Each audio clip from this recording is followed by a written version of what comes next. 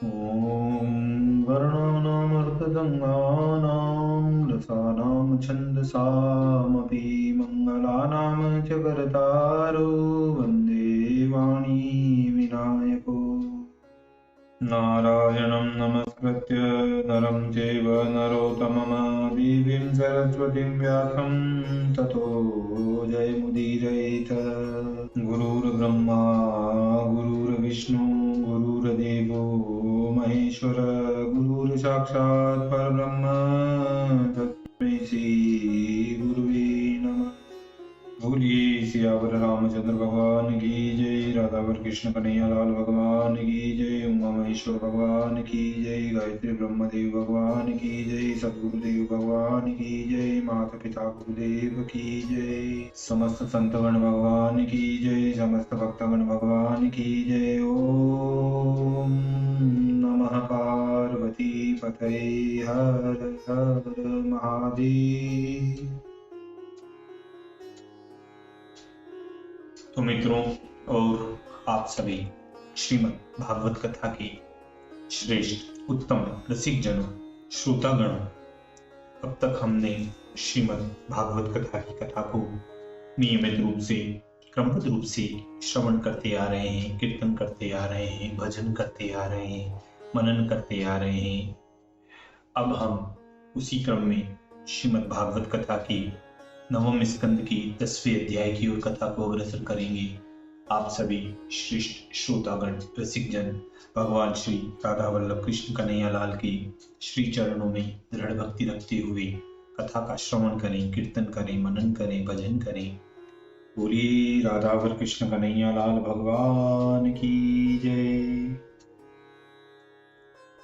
तो कहते हैं, 10वें में खड़वांग कुल लीन राम अवतार, रावण वध घर आवनो राजकाज व्यवहार, राजकाज व्यवहार। श्री सुखदेव जी बोले कि हे राजा परीक्षित, खड़वांग राजा का पुत्र दीर्घबाहु हुआ, उससे रघु ने जन्म लिया। रघु के पुत्र महायशस्वी अज हुए। हे महाराज परीक्षित, इन्हीं अज से महात्मा दशरथ जी उत्पन्न हुए। ब्रह्ममय हरि साक्षात भगवान देवता लोगों की प्रार्थना से राम, लक्ष्मण, भरत, शत्रुघ्न इन 4 नामों से 4 अंशों में विभक्त होकर इन्हीं दशरथ जी के पुत्र हुए थे। हे राजन, वाल्मीकि आदि तत्वदर्शी ऋषि लोगों ने इन्हीं सीतापति रामचंद्र जी का वर्णन किया है। यद्यपि यह चरित्र आपने बारंबार सुना है, तो भी हम संक्षेप से वर्णन करते हैं। तुम सुनो। जो पिताजी का सत्य पालन करने को राज्य छोड़, जो प्यारी सीता जी के कर स्पर्श का भी नहीं सहन कर सकते थे, ऐसे कमल के समान सुकुमार दोनों चरणों से वन वन में घूमे थे। वानरेंद्र हनुमान अथवा सुग्रीव और अनुज लक्ष्मण जिनकी मार्ग की थकावट दूर करते थे। शूर्पणखा की नाक कान काटने से विरूप करने के कारण उसने रावण के निकट जाकर उसको स्त्री का लोभ दिखाया। तब रावण आकर जिनकी प्यारी सीता जी को हर कर ले गया था। प्रिया का विरह होने से जिनकी भ्रगुटी से समुद्र त्रस्त हो गया, और उसी समुद्र के कहने से जो समुद्र पर सेतु बांध रावण आदि खल गण रूप गहन वन का विध्वंस किया, वही कौशलेंद्र श्री रामचंद्र जी हमारी रक्षा करें। उन्हीं रामचंद्र जी ने महर्षि विश्वामित्र जी के यज्ञ में मारीच आदि प्रधान राक्षसों को अकेले ही मार डाला था। समीप खड़े होकर देखते हुए लक्ष्मण जी की कुछ सहायता नहीं चाहिए। उन्होंने सीता जी के स्वयंवर ग्रह में वीर पुरुष समूह के बीच में महादेव जी के धनुष को गन्ने के समान उठा लिया था और जिया चढ़ा लेने के उपरांत खींचकर बीच में से तोड़ दिया। हे राजन, वह धनुष अति भारी कि जिसे 300 वाहक खींच कर लाए थे, परंतु श्री रामचंद्र जी की लीला बाल गज तुल्य अद्भुत है कि जिन्होंने एक खेल में ही उस धनुष को तोड़ डाला। इसके उपरांत जिन सीता जी ने उनके हृदय में वास किया था, जिन सीता जी में गुण, शील, वयस और अंगों का गठन सब गुण रामचंद्र जी के ही समान थे, धनुष तोड़ उन सीता जी को ले जाने के समय धनुष टूटने की महाध्वनि सुनकर क्षुभित हुए श्री परशुराम जी ने जब उनको धमकाया, तब श्री रामचंद्र जी ने मार्ग में गमन करते करते ही उनका गर्व चूर्ण कर दिया। हे महाराज, आप तो परशुराम जी को जानते हैं। यह वही महात्मा परशुराम जी हैं कि जिनके बाहुबल से यह पृथ्वी 21 बार क्षत्रियों से हीन हो गई थी। इसी समय रानी कैकेयी पर प्रसन्न होकर राजा दशरथ जी ने यह वचन दिया था कि जब कोई वरदान तुम मांगोगी, हम तुम्हें अवश्य देंगे। जब श्री रामचंद्र जी को अभिषेक होने की तैयारियां हुई, तब इन कैकेयी ने भरत जी का युवराज होना और श्री रामचंद्र जी का बन जाना, ये 2 वरदान मांग लिए। यद्यपि महाराज दशरथ जी स्त्रीण थे, तो भी यह जानकर कि वचन भंग होने से इनको महापाप होगा, अतः श्री रामचंद्र जी ने अपने पिता की आज्ञा को मस्तक पर चढ़ाकर उसे ग्रहण किया। कहा भी है कि रघुकुल रीति सदा चली आई, प्राण जाई बरु वचन न जाई, प्राण जाई बरु वचन न जाई। जिस प्रकार योगी लोभ त्यागने के अयोग्य प्राणों को छोड़ देते हैं, वैसे ही राज्य, श्री, प्रणय, सुतरिद और रहने का स्थान भी छोड़कर श्री रामचंद्र जी वन को चले गए। वन के बीच कामातुरा, शूर्पणखा के नाक कान काटकर खरदूषण, त्रिशिरा आदि उस शूर्पणखा के मुख्य बांधवों सहित 14,000 राक्षसों का संहार कर डाला। फिर महाकठिन धनुष हाथ में लेकर बराबर ही विचरण करते हुए अति कष्ट से मन में रहने लगे। इस बीच में जनक कुमारी जानकी जी की सुंदरता सुनकर राक्षस रावण के हृदय में कामाग्नि उबलने लगी और सीता जी का हरण करने की इच्छा से श्री रामचंद्र जी को आश्रम से दूर करने के लिए उस दुरात्मा रावण ने मारीच नामक राक्षस को नियुक्त किया। तब मारीच अद्भुत मृग का रूप धारण करके श्री रामचंद्र जी को आश्रम से बहुत दूर तक भगाता हुआ ले गया। इसलिए कहते हैं कि प्रकटत दूरत करत छल भूरी, यही विधि प्रभु ही गयम ले दूरी।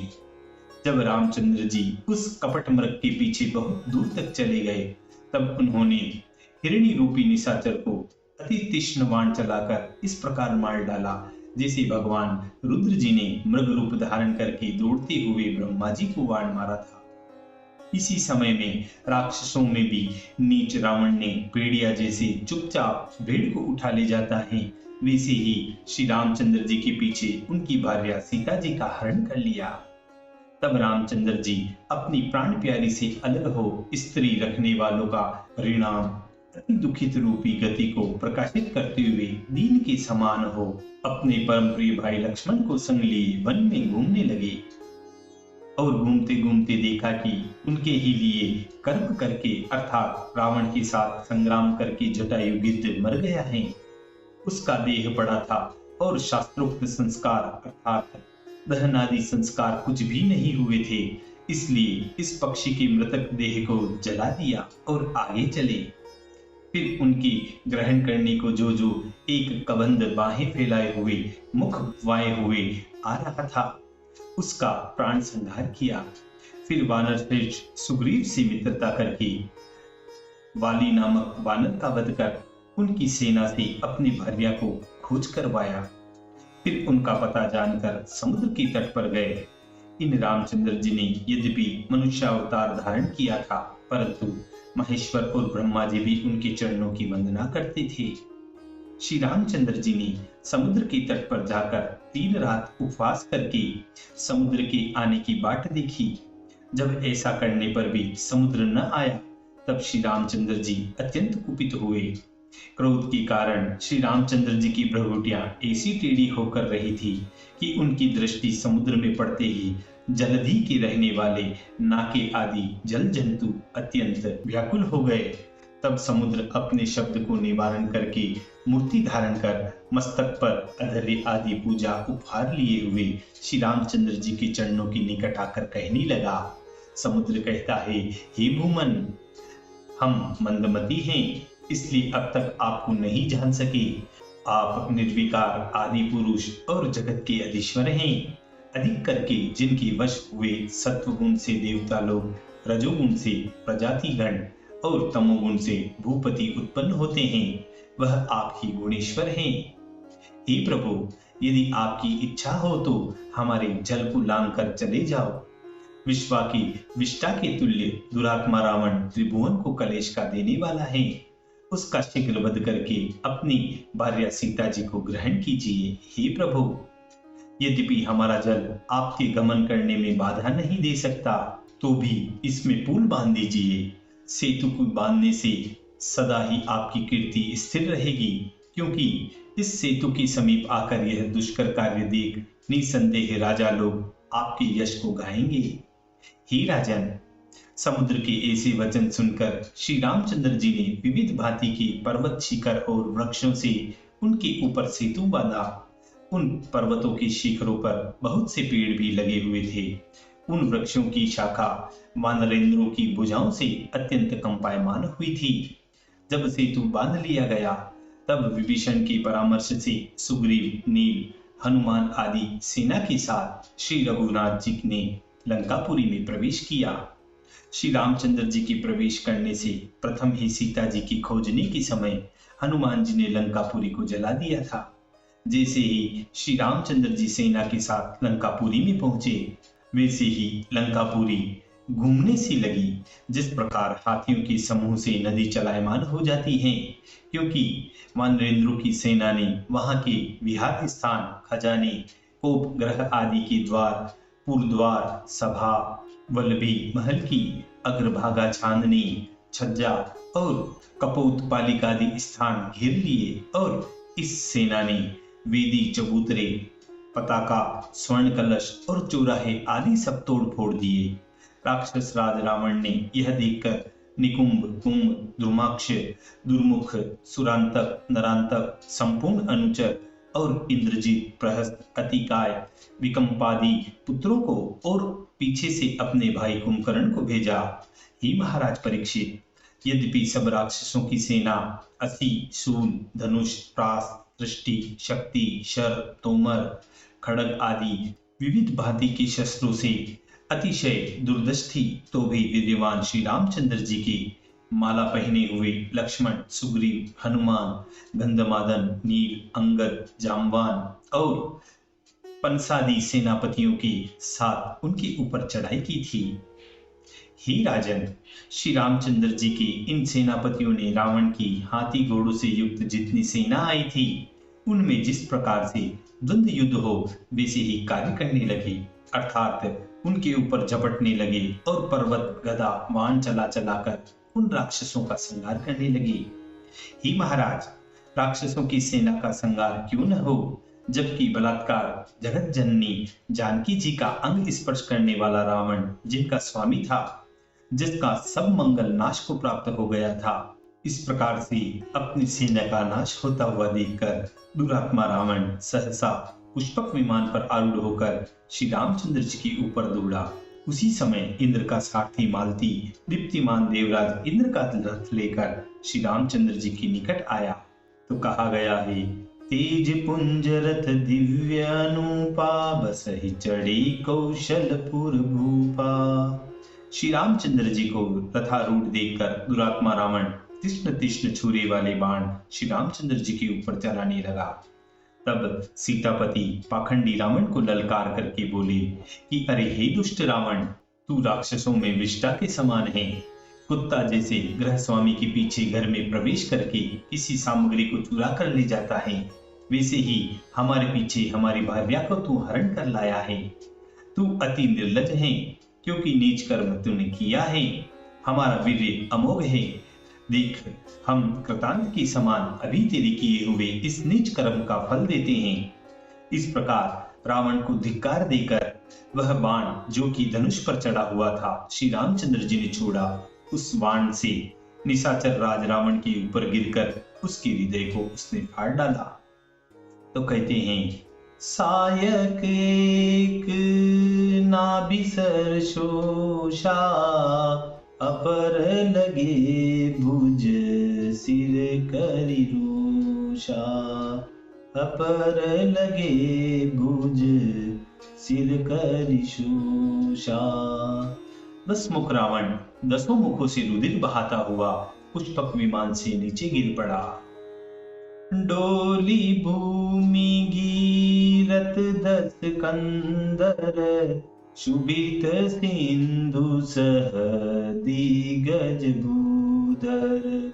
परे भूमि युग खंड बढ़ाई, चापी भालु मर कट समुदाई।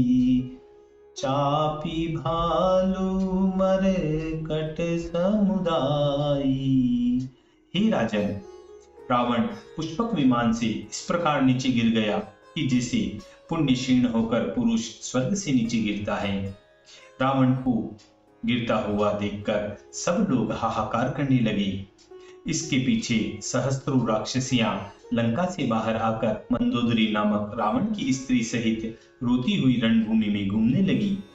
जिन राक्षसियों की बंधु बांधव वीर्यवान लक्ष्मण जी के बाणों से मारे गए थे, वे राक्षसियां उनको अपने हृदय से लगा लगा कर, सिर पीट पीट कर और छाती कूट कूट कर आर्तवाणी से रोने लगती हैं। राक्षसियां कहने लगी कि हा नाथ, हम मर मिटी। हे रावण, तुम लोगों के रुलाने वाले थे, परंतु अब हमारी लंकापुरी तुमसे विहीन हो, शत्रु से पीड़ित हो रही है। इस समय हम किसकी शरण में जाएं? हे महाभाग, तुम काम के वश होकर एक बार ही बुद्धिमान हो गए थे। जनक नंदिनी की प्रभाव और तेज को नहीं जाना, इससे ही तुम्हारी यह दशा हुई है। हे रावण, तुम्हारे मारे जाने से हम और यह लंकापुरी दोनों पतिहीन हो गई हैं। तुमने अपने ही दोष से अपनी देह को श्रृंगालों का भक्ष्य किया और आत्मा को नरभोगी बना दिया। रोदन करही अनेक प्रकारा, परही भूमि तल बारही बारा। श्री सुखदेव जी बोले कि हे महाभागवत परीक्षित, इसके उपरांत राक्षसेंद्र विभीषण ने महात्मा रामचंद्र जी की आज्ञा पाकर अपने ज्येष्ठ भ्राता रावण के मृतक कर्म किए। इसके पीछे श्री रामचंद्र जी अशोक वन में गए। वहीं शीशम के नीचे बैठी हुई अति क्षीण विरह से दुख से दुखी हो जनक जननी जानकी जी को महातेजस्वी रामचंद्र जी ने देखा। प्रियतमा जानकी जी को अत्यंत दीनहीन देखकर श्री रामचंद्र जी की कोमल हृदय में दया आ गई, परंतु पति के दर्शन से आनंद पाकर जनक नंदिनी जानकी जी का वदनारविंद भी विकसित होने लगा। फिर महात्मा लक्ष्मण जी और सुग्रीव के साथ श्री रामचंद्र जी जानकी जी को विमान पर बैठाकर फिर हनुमान आदि के साथ आप भी उस पर बैठे। इसके उपरांत विभीषण को राक्षसों का राज्य देकर लंका का स्वामी बनाया और एक कल्प भर की आयु दे दी। फिर 14 वर्ष का वनवास समाप्त करके विभीषण के साथ अयोध्यापुरी को चले। मार्ग में जाते हुए श्री रामचंद्र जी के ऊपर लोकपाल गणों के हाथों से छूटी हुई फूलों की मालाओं की वर्षा होने लगी और ब्रह्मा आदि परमानंद से श्री रामचंद्र जी की चरित्र गाने लगे। श्री रामचंद्र जी ने मार्ग में जाते हुए सुना कि भ्राता भरत अयोध्या से बाहर भदरसा में आकर अपना डेरा डाले किए हुए हैं। वह कुशों पर सोते और वलकल पहनते हैं। प्राण धारण करने के लिए गोमूत्र में पका केवल यवान खाते हैं। यह सुनकर रामचंद्र जी का हृदय भर आया। रोवे खड़े हो गए और विलाप कलाप करते हुए विभीषण से बोले, तोर कोश ग्रह मोर सब सत्य बचन सुनतात, दशा भरत की सुमरि मोहि पलक कल्प समझात। तापस भेष शरीर कृश जपे निरंतर मोहि, देखो बेगी सो यतन करूं सखा निहोरो तोहि। जो जे हो बीते अवधि जियतन पाऊं वीर, प्रीति भरत की सुमिरि प्रभु पुनि पुनि पुलक शरीर, पुनि पुनि पुलक शरीर। महात्मा रामचंद्र जी इस प्रकार विभीषण से कहते विलाप करते हुए चले जाते थे। हे महाराज परीक्षित, जब से श्री रामचंद्र जी वन को गए तब से भरत जी अयोध्या न रहकर नंदीग्राम भदरसा में ही रहते थे। अब भरत जी ने सुना कि रिपु रण जीती सुयस सुर धावत, सीता अनुज सहित प्रभु आवत। सुनत बचन बिसरे सब दूषा, प्रशावंत जिमी पाय पीयूषा। तब भरत जी मंत्री, पुरोहित और पूर्ववासियों के साथ उनको लिवा लाने के लिए श्री रामचंद्र जी के निकट चले। सुनत सकल जननी उठिदाई, कही प्रभु कुशल भरत समुझाई। समाचार पुर वासिन पाए, नर अरु नारी हर्षि उठी धाये। जो जैसे ते सही उठी धावही, बाल वृद्ध को संगन लावही। बरी बरी भार हेमवर भामिनी, गावत चली सिंदूरा गामिनी। एक एक सन पूछहि धाई, तुम देखे दयालु रघुराई। अवधपुरी प्रभु आवत जानी, बई सकल शोभा की खानी। बई सरयू अति निर्मल नीरा, बहे सुहावन त्रिविध समीरा। उस समय अनेक बाजे बजने लगी, गीत सुनाई पड़े और वेद पाठी ब्राह्मणों के वेद पढ़ने का शब्द अति जोर जोर से होने लगा। और सुवर्णमय अनेक पताकाएं और चित्रमय ध्वजाओं से शोभायमान असंख्य सर्वगुण रथ, बख्तर पहने हुए बहुत सी सेना और पदाती सेवक भी बहुत सारे महासंग आए। हर्षित गुरुपुर जन अनुज, भूसुर वृंद समेत। चले भरत अति प्रेम मन, सन्मुख कृपा निकेत। बहुतक चढ़ी अटारी नह, निरखहि गगन विमान। देखी मधुर स्वर हर्षित, करहि सुमंगल गान। आवत देखे लोग सब, कृपा सिंधु भगवान। नगर निकट प्रभु आ गए, उतरे भूमि विमान। आए भरत संग सब लोगा, कृश तनु शीर रघुवीर वियोगा। वामदेव वशिष्ठ मुनि नायक, देखे प्रभु मही धरि धनु सायक। धाय धरे गुरु चरण सरोरुह, अनुज सहित अति पुलकित नूरुह।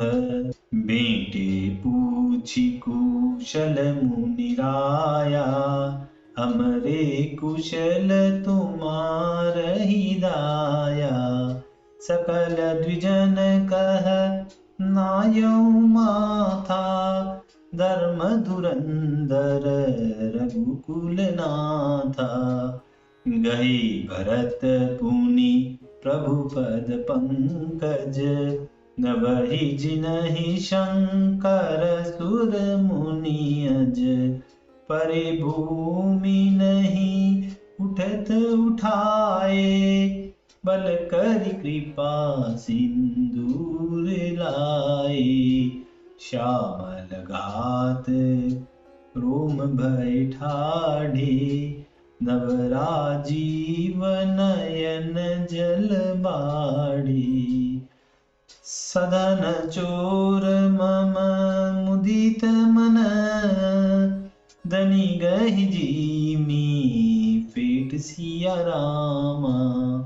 तिमि सुग्रीव विभीषण ही, प्रभु भरत की भेंट सिया रामा।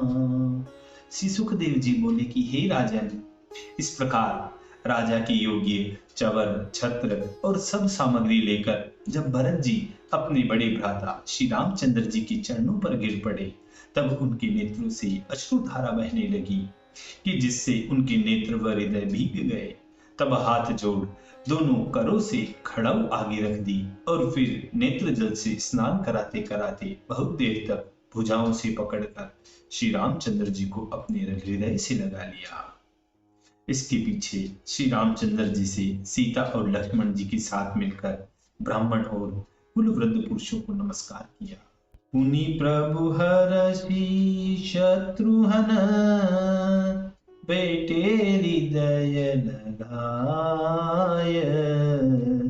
लक्ष्मण भेटे भरत पुनि, प्रेम हृदय समाय सिया रामा। भरत अनुज लक्ष्मण तब भेटे, दुसह विरह संभव दुख मेटे। सीता चरण भरत सिर नावा, अनुज समेत परम सुख पावा। प्रभु बिलो की हर्षे पूर्वासी, जनित वियोग विपत्ति सब नाशी। प्रेमातुर सब लोग निहारी, कौतुक कीन कृपालु खरारी।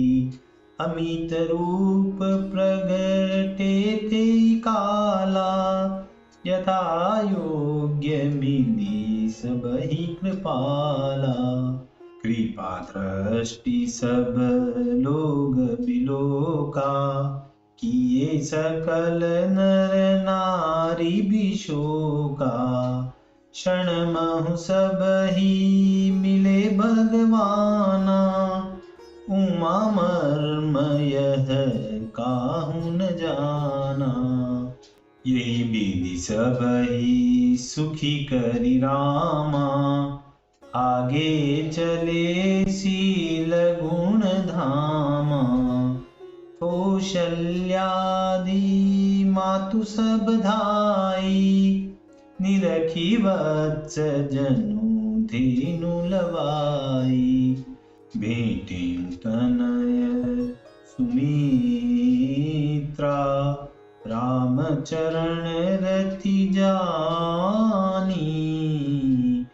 राम ही मिलत के करी, हृदय बहुत सकुचानी। लक्ष्मण सब मातन मिले, हर से आशीष पाई सिया रामा। कि कई कहूँ पुनि पुनि मिले, मन कर शोभन जाय सिया रामा। इसके उपरांत सब प्रजा ने श्री रामचंद्र जी को नमस्कार किया और उत्तर कोशला के सब रहने वाले बहुत काल के पीछे अपने स्वामी रामचंद्र जी को आया हुआ देख आनंद के समुद्र में स्नान करने लगे और अपने अपने दुपट्टे कंपाते हुए हर्षित हो फूलों की मालाएं वर्षा कर नाचने लगे। हे महाराज परीक्षित, जब महाराज आदिराज श्री रामचंद्र जी अयोध्यापुरी में आए, उस समय में भरत जी ने उनकी खड़ाऊ धारण कर ली थी। विभीषण सुग्रीव ने चावल और व्यंजन लिया था। पवन कुमार हनुमान जी श्वेत छत्र धारण किए हुए थे।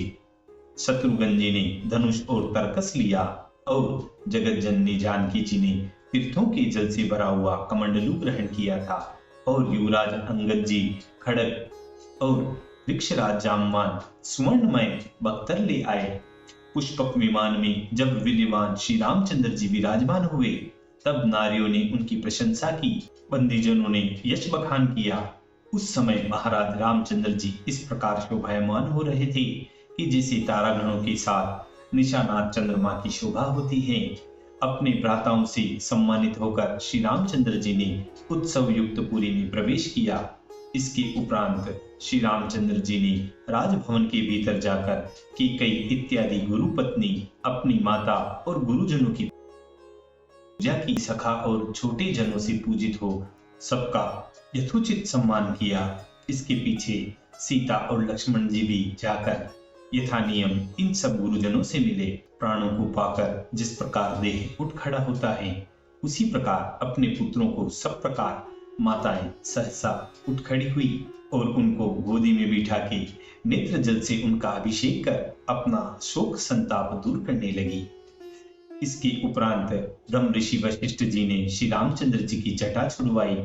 कुल वृद्ध पुरुषों के साथ मिलकर समुद्र के वह और सब तीर्थों के जल से उनका अभिषेक किया।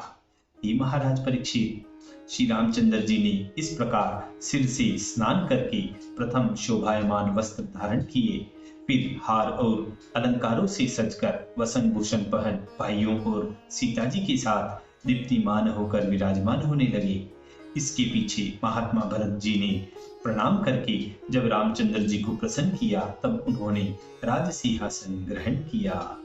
प्रथम तिलक वशिष्ठ मुनि कीना, पुनि सब विप्रन आयुष दीना। सर्वधर्म निरत और वर्णाश्रम गुणों से युक्त प्रजापुंज को पिता के समान पालन करने लगते हैं। हे राजा परीक्षित, सब प्राणियों को सुख के देने वाले धर्मज्ञ भगवान श्री रामचंद्र जी जब राजा हुए उस समय यद्यपि त्रेता युग वर्तमान था तो भी वह काल सतयुग के समान जान पड़ने लगा। समुद्र, नद, नदी, पर्वत, वन, द्वीप, खंड सभी प्रजा का मनोरथ पूर्ण करने वाले हुए। कमल नयन श्री रामचंद्र जी के राज्य के बीच आदि व्याधि, जरा, शोक, दुख, भय, ग्लानि अथवा थकावट कुछ भी न रही। जब तक इच्छा न होती तब तक मृत्यु किसी को नहीं दबा सकती थी। देखिए, यहाँ एक शंका आती है कि रामचंद्र के राज्य में जो प्राणी मरने की इच्छा आप करता था उसका मरण होता था और जो अपना मरना नहीं चाहता था उसका कभी मरण नहीं होता था, क्योंकि मृत्यु तो सब लोक में है। किसी लोक में जल्दी, किसी लोक में देर से, परंतु ऐसा लोक कोई भी नहीं है कि जिसे लोक में मृत्यु न हो। शंका के उत्तर में कहते हैं कि अनिच्छता इस शब्द का अर्थ मरण की इच्छा करना नहीं होता। इसका यह अर्थ है कि जो प्राणी रामचंद्र की चरणारविंदों के त्यागने की इच्छा नहीं करते थे, अर्थात दिन रात उनकी ही चरणों में उन्मत्त रहते थे, उन प्राणियों की मृत्यु नहीं होती थी। इस प्रकार इस शंका का निवारण होता है। तो आगे कथा में सुखदेव जी कहते हैं कि हे राजा परीक्षित, श्री रामचंद्र जी पवित्र और एक पत्नी व्रतधारी होकर सब लोगों को राजर्षियों के अनुष्ठान किए हुए ग्रह में धैर्य एवं धर्म का उपदेश करके स्वयं उसका भी पालन करने लगे और भाव की जानने वाली देवी सीता जी अपने स्वामी का आश्रय ले प्रेम, सेवा, शीलता, भय और लाज से उनके चित्त को हर लेती थी। तो इसीलिए कहा गया है कि विधु महिपुर पीयूषन, रवि तब जीत नहीं काज, मांगे वारिद देहि जल, रामचंद्र के राज, रामचंद्र के राज। इसी मधुर संवाद के साथ श्रीमद् भागवत कथा के 9वें स्कंद की 10वें अध्याय की पूर्णता व समाप्ति होती है। बोलिए सियावर रामचंद्र भगवान की।